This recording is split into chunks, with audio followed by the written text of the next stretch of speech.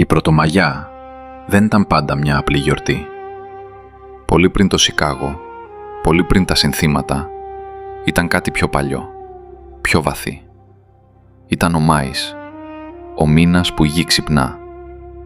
Χαράματα, μέσα σε χωριά από πέτρα και χώμα, οι άνθρωποι έβγαιναν στα χωράφια, με δροσιά ακόμα πάνω στα στάχια και το φως να απλώνεται σιγά σιγά στα βουνά.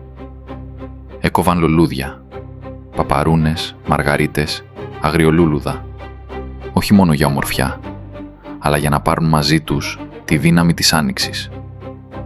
Έπλεκαν στεφάνια από κλίματα και άνθη και τα κρεμούσαν στις ξύλινες πόρτες, όχι σαν στολίδι, σαν φυλαχτό, με σκόρδο για το κακό, με αγκάθι για τον εχθρό, με στάχη για τη ζωή.